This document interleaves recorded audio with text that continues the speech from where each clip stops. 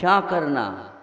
तो देखो पहले ऐसा है कि गड़बड़ नहीं करना, व्यवस्थित करना, क्योंकि 8 दिन का ये उपसर्ग के बाद इसके उपरांत भी अग्नि के तपन, धुआं आदि आदि के कारण मुनि महाराज इनके ऊपर विशेष रूप से ये उपसर्ग हुआ। पहले अच्छ हवा प्रकाश आदि हो, इस प्रकार आप लोग विवेक के साथ काम करेंगे, भीड़ नहीं करेंगे। फिर इसके उपरांत ये कहा, महाराज हमारे लिए आहार देने का सौभाग्य नहीं आया। कई जनता आकर के महाराज संघ के सामने कहा, तो महाराज ने कहा कोई बात नहीं, जिसने आहार दिया उसको निमंत्रण दे दो आप अपने घर में। ऐसे हमने सुना था, ताकि अनुमोदन नहीं, वही आपको फल मिलेगा, क्योंकि उसने पात्रों को अच्छी ढंग से वैयावृत की है। और उस प्रकार के व्यक्ति को भी आप एक ग्रास दे देते हो तो भी उससे काम होगा। हाँ महाराज, ये तो बहुत अच्छा कहा आपने। अब तो आप अपने घर में नहीं जा सकोगे, हमारे साथ चलो, महाराज जी ने कहा। तो इस ढंग से जिन जिन के यहाँ महाराज जो के आहार हुए थे, उनके यहाँ यह श्रावक भी उत्तम भाव के साथ गए और उनको सबको सांत्वना दे करके आए। देने वाले को भी निमंत्रण देते, देखने वालों को भी निमंत्रण देते। हमने देखा है, चलो भैया आप भी कम से कम देख तो लिया। हमें देखने को भी नहीं मिला, देने को भी नहीं मिला। कोई ब्रह्मचारी भी आते तो भी ठीक था। हम क्या करें बताओ, संख्या तो हमेशा शिकायत तो आती है। हम आप ही कह देंगे मतलब क्या करें, तो और त्यागी तपस्वी बनाओ। नहीं समझे? हाँ, तो तभी काम होगा, नहीं तो नहीं होगा। केवल दान देने वाले से कैसे होगा? तो ऐसे ही होगा, छीना झपटी तो होगी। साग सब्जी मंडी में जैसे मान लो 10 दिन तक आप लेते नहीं हैं, नहीं समझे, बिकती नहीं है। जो ही एक कम आ गया, उतर गए सब। क्या व्रत सब उतर गए, जो चढ़ गए थे उतर गए। बस एक कम से फिर वह चालू हो जाता है कि क्यों 10 दिन तक जो है हरियाली गई थी, वसंत ऋतु पुनः आ गई तो बस तो वहाँ पर छीना झपटी हो जाती है। इसी प्रकार आप लोगों को समझना चाहिए, दुर्लभ चीज़ जो होती है वह एक प्रकार से दुर्लभ ही रहती है। कृतकार्य अनुमोदन यह भी बहुत महत्वपूर्ण होते हैं। तिर्यंचों ने भी, बंदर ने, कुक्कुट ने, न्योला आदि आदि सारे के सारे आपके घर में रहने वाले गाय, घोड़ा, भैंस आदि आदि ये सारे लाभान्वित होते हैं। इसलिए आप लोगों के पास सब कुछ है, थोड़ा सा विवेक का भी उपयोग कर। विवेक तो है, बाकी समय में है, बिल्कुल बढ़िया काम करेंगे, लेकिन उस समय महाराज कहाँ विवेक चला जाता पता नहीं।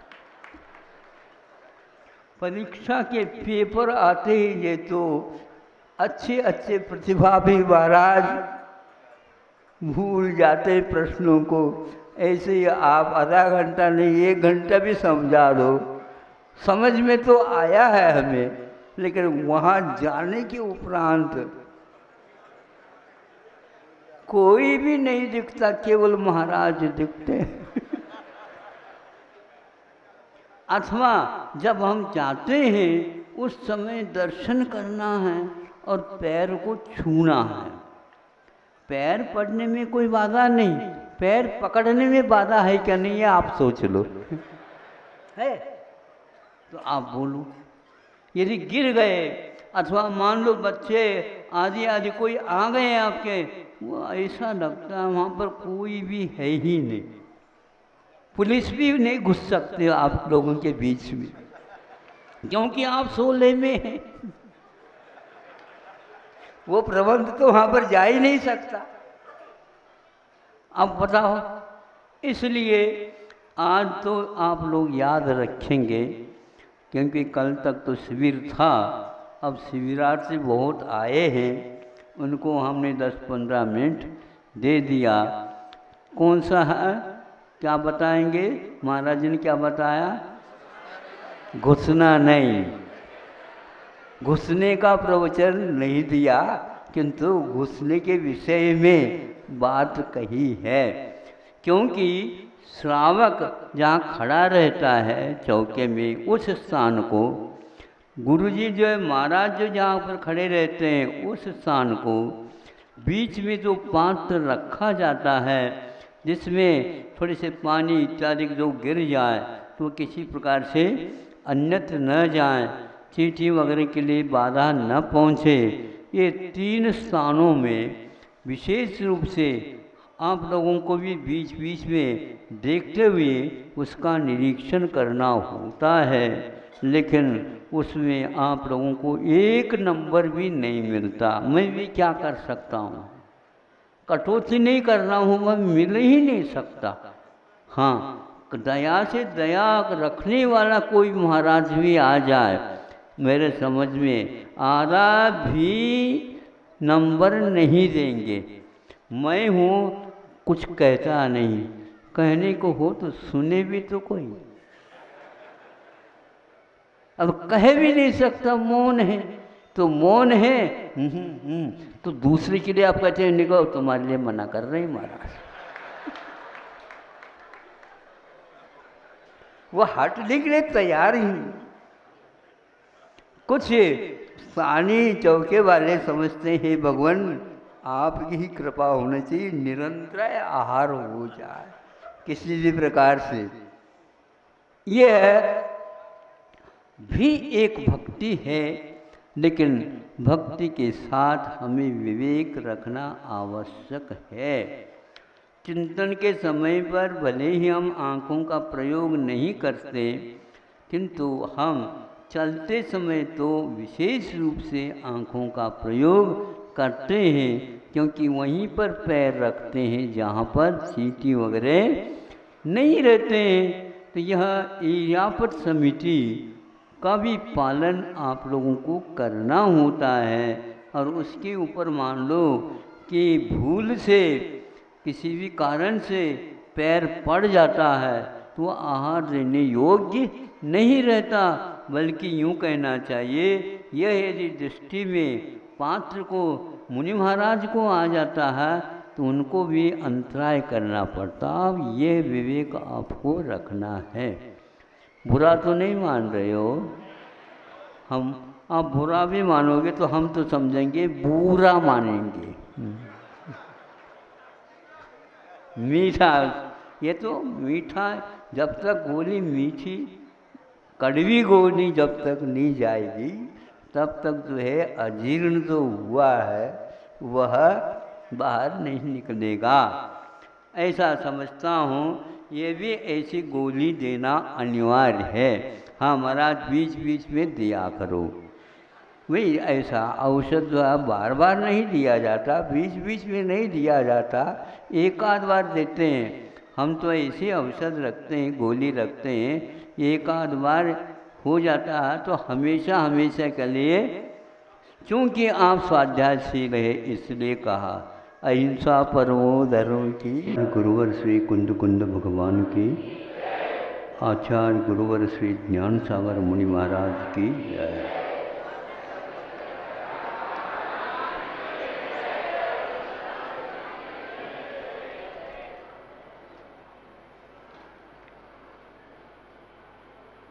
एक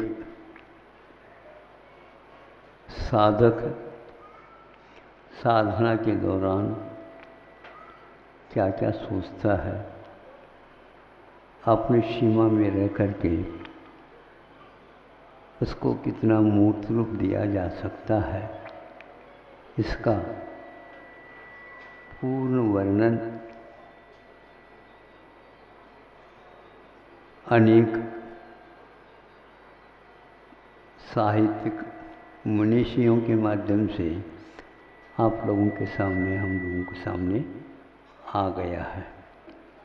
हम उनके अभाव में भी उनका क्या ध्येय था, इसको हम, अब ये बात अलग है, सभी प्रतिभा के धनी हुआ करते हैं। कोई कुछ कह सकते हैं, कोई कुछ उसके अभिव्यक्ति के द्वारा भीतरी परिणामों को भी हम लोगों के सामने रख सकते हैं, किंतु कुछ ऐसे भी होते हैं सब कुछ उनसे पा करके भी वह अपने आप में ही लीन रहते हैं। उनके जीवन काल में कितने व्यक्तियों का उद्धार हुआ है, हम इसका व्याख्यान से अथवा संख्या बता करके स्पष्ट नहीं कर सकते। वृद्धावस्था में भी प्रतीक्षा हमेशा बनी रहती थी उनकी, उसको तो हमने अनुभव किया है कि जाने की तैयारी है, जाते जाते एकाध का और हो जाए कल्याण। कोई न कोई आता रहता है। गाड़ी छूटने के समय पर प्राय करके एकाध ऐसा प्रमादी रह जाता, अथवा व्यस्तता के कारण वहाँ नहीं जा पा रहा था, अथवा टिकट बहुत देर से मिला इसलिए गाड़ी चढ़ते चढ़ते नहीं चढ़ पाता है, तो उस समय थोड़े से उसको संकेत दिया जाता है ड्राइवर को, चालक को, थोड़ा सा ठहरो भैया, ये तो रह जाएगा। तो ऐसा ही हमारे साथ घटित हुआ। मैं आपके सामने कम शब्दों में कुछ कहना चाहूँगा कि दो व्यक्ति खड़े हैं कि एक व्यक्ति अंदर है और एक व्यक्ति बाहर है और बीच में गवाक्ष है। बीच में झरोका है। गवाक्ष शब्द संस्कृत निष्ठ होता है कि गवाक्ष का अर्थ भी यही होता है खिड़की। अब भीतर वाला बाहर देख रहा है और बाहर वाला भीतर देखने का प्रयास कर रहा है। हमें ऐसा लगा कि वह भीतर होते हुए भी मेरे बारे में सोच रहे थे और मैं बहुत दिन से वह दृश्य देखने के लिए था कि कभी कभी हम बड़ों की प्रतीक्षा कर सकते हैं, लेकिन जिसके पास कुछ क्षमता रहती है उसको छोटे को बड़े के रूप में देखने का भी विद्वानों का भीतर से चलता रहता, मंथन चलता रहता है। एक व्यक्ति होकर के भी राष्ट्र के बारे में सोच सकता है, विश्व के बारे में भी सोच सकता है और भगवान के बारे में भी सोच सकता है। जैसे अपनी क्षमता है उसके अनुसार कर सकता है। मन वचन काय की क्षमता अलग वस्तु, आत्मा के बारे में तो वह हमेशा हमेशा क्षमता क्या, अनंत क्षमता का धनी होने के कारण सोचता रहता है। मोक्ष मार्ग में सोने का काम कम होता है, परिश्रम होता है तो थोड़ा सा किया जाता है, लेकिन सोते दम भी वह यही सोचता रहता है कि कोई कमी तो नहीं रही, और वह स्वप्न में भी सोचता सोचता ही रहता है। लेखकों का लेख प्राय करके पूर्ण स्वप्नों में होता होगा, ऐसा हमने अनुभव किया है। उन लोगों से हमने नहीं सुना, इतने व्यक्ति सुना है, लेकिन स्वप्न में भी लिखते होंगे क्योंकि लाइट नहीं रहती है और स्वप्न में लाइट की कोई आवश्यकता नहीं पड़ती। हमने ऐसा अनुभव कई बार मूक माटी के समय पर अनुभव किया, अधूरा रह गया तो पूरा नहीं हो पाया, तो पूरा लिखना नहीं, पूरा करके ही लिखेंगे। तो पंक्तियाँ जो रह जाती थी वो पूर्ण हो जाती थी। कल एक सज्जन ने पूछा, मतलब पंडित जी ने पूछा कि आप लिखते कब है? लिखना तो बाद में होता, सोचने के लिए तो 24 घंटा पर्याप्त होता है। लिखना तो बाद में होता है, पहले तो लिखना छोड़ करके लिखने की ओर वही व्यक्ति होते हैं तो बाहर ही रहते हैं, लेख के निकट पर नहीं जा पाते। विचारों को अभिव्यक्त करने के लिए लेखनी की आवश्यकता नहीं होती, वह ध्वनि उठती रहती है और प्रतिध्वनि के रूप में स्वप्नों में भी वह आती रहती है, इसमें कोई संदेह नहीं। उनकी प्रतीक्षा हमारी उन्नति के लिए थी, मैं और यही समझता हूँ, और ज़्यादा नहीं। क्योंकि इतने अल्प समय में मुझे उन्होंने जो दिया उसको मैं किसी प्रकार से भावों का अभिव्यक्तिकरण नहीं कर सकता। उनकी यह गुरुता कैसी थी और वे किस ढंग से रहते थे बता सकता हूँ कि वह 20 मान लो किलो का एक कोई भी भगोनी में दूध भरा हुआ है, और दूध तो दूध है, किंतु उसके तल में रखा गया था एक छटांग पर घी। तो अब घी भीतर रहेगा क्या? नहीं रहेगा। तो अभिमान दिखाने के लिए ऊपर आएगा क्या? नहीं आएगा। तो दूध को दबाएगा क्या? दबाएगा भी नहीं। इसी का नाम है गरिष्ठ हो करके भी वह गुरु हम लोगों के ऊपर रह करके भी हमें कभी भी किसी प्रकार से तुम बहुत छोटे हो ऐसा उन्होंने अनुभव अपने जीवन में नहीं किया। ये उनकी विशालता है। और अंत तक वह अपने समय का उपयोग हमारे लिए ही करते रहे, और उनके अंतिम साधना के क्षण तक हमारे लिए उनसे बहुत बहुत मिलता ही रहा, लेने में कम